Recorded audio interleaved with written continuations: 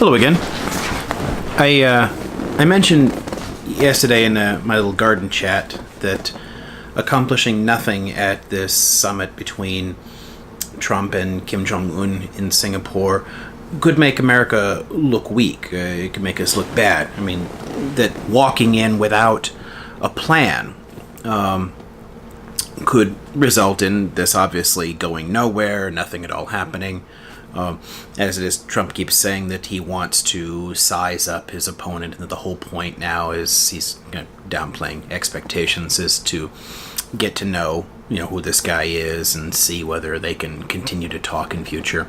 So I'd mentioned that not accomplishing anything, not having a plan, could make us look weak, which is not usually how American diplomacy works.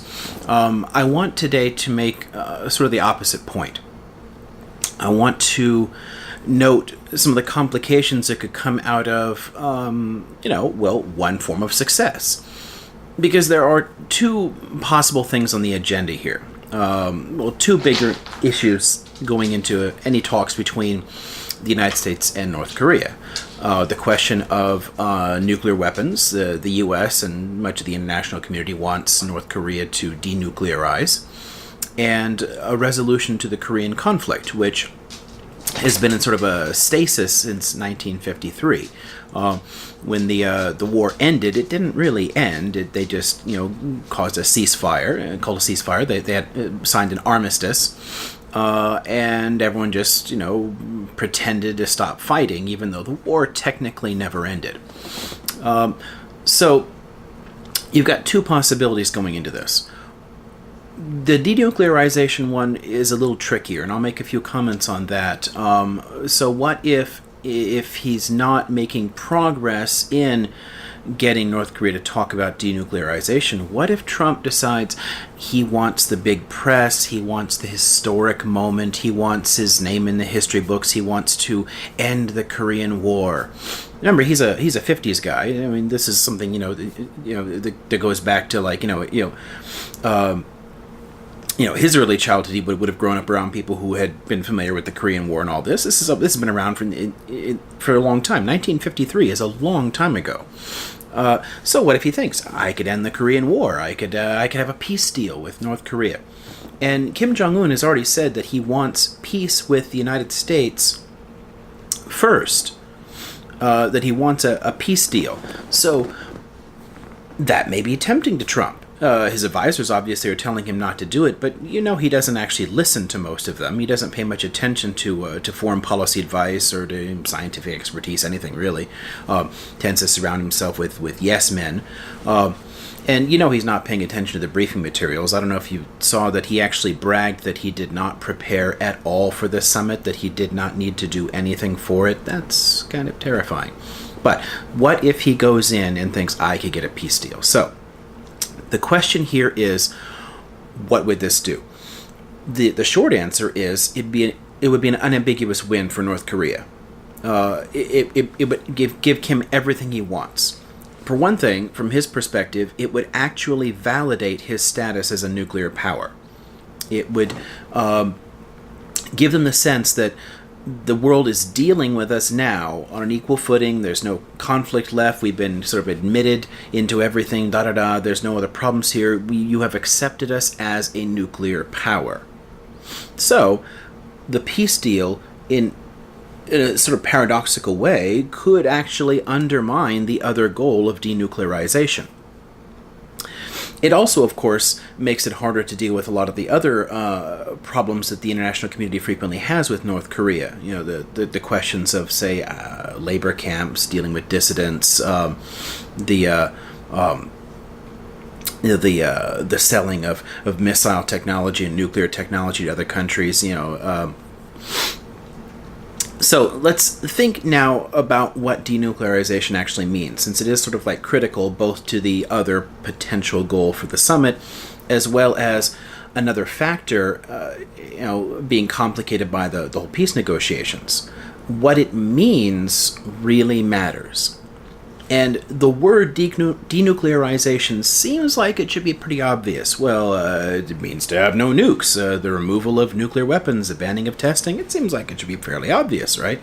And that's pretty much how most people would approach this. And it's certainly how U.S. diplomats have approached the question of denuclearization. They want an end to nuclear testing, the closing down of nuclear test sites and facilities, end to the production of nuclear fuel, and the removal of atomic weapons from North Korean arsenal. That would be how the U.S. has typically looked at the term denuclearization. This, of course, can be given an expanded definition, and John Bolton, now the National Security Advisor, has argued that denuclearization also means an end to the North's ballistic missile programs, which would be a very hard sell. It would also mean an end to all of its other weapon of mass destruction programs, chemical and biological weapons, that sort of thing. It would mean an invasive inspection regime, the ability to move into all these different sites and check things out.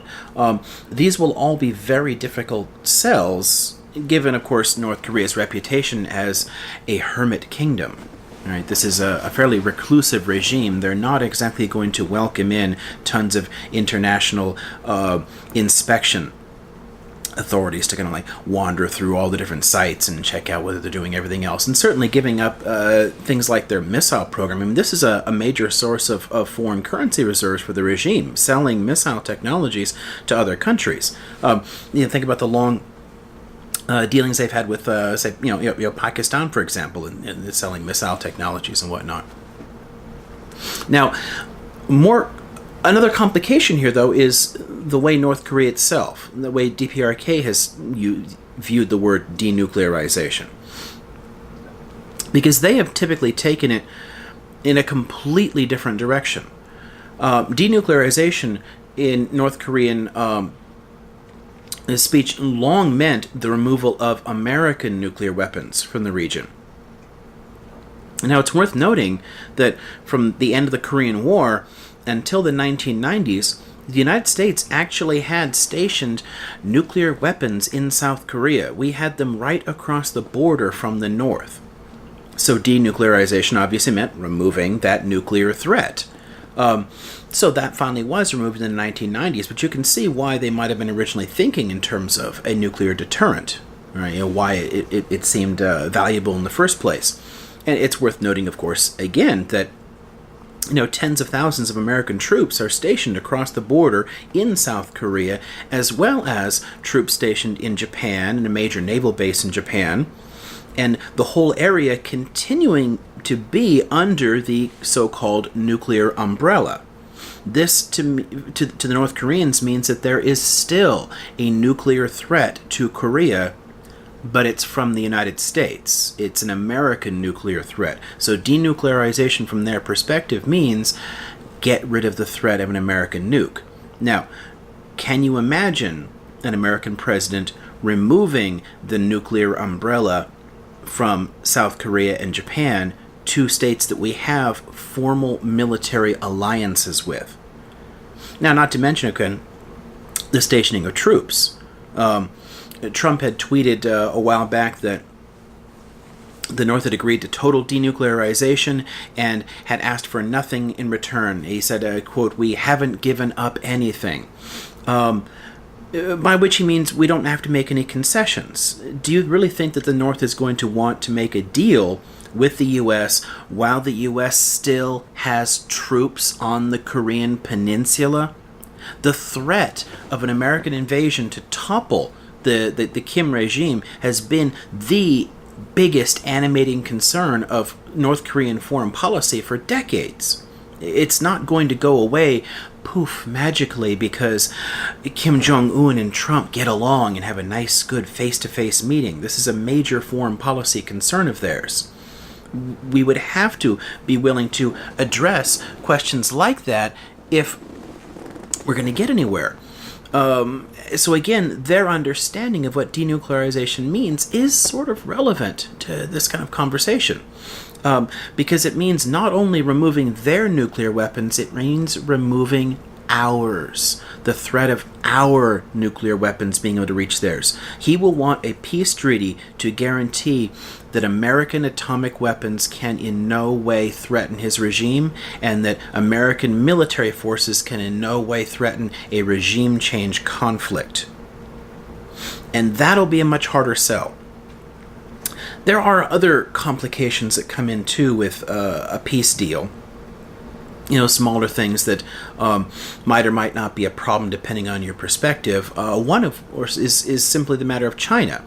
The armistice agreement that put the Korean War into a sort of stasis did involve China as well, and China's not really present in these meetings directly.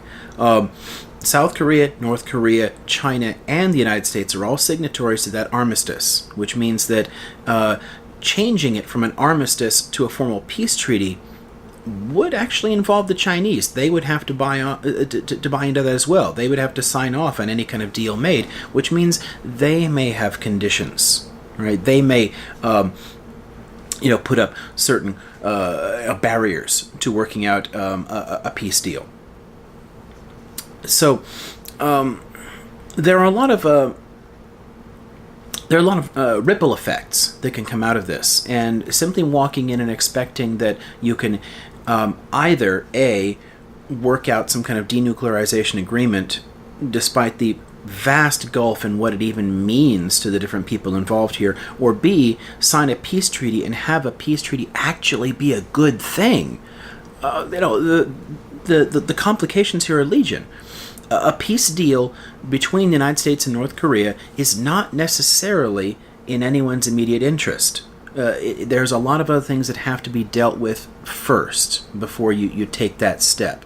And simply recognizing the situation as it is and giving the Kim regime that legitimacy and that sort of recognition of their status as a nuclear power before you deal with the much, much thornier question of what it means to be denuclearized and what all policy changes are involved in that, I think that needs to be sorted out first. This is one of the reasons I was ranting yesterday, that we really needed to have a plan going into this. Walking in just for a nice face-to-face, this is nothing but a PR move. It has no real chance of solving the problems. But anyway, there's my rant for the day.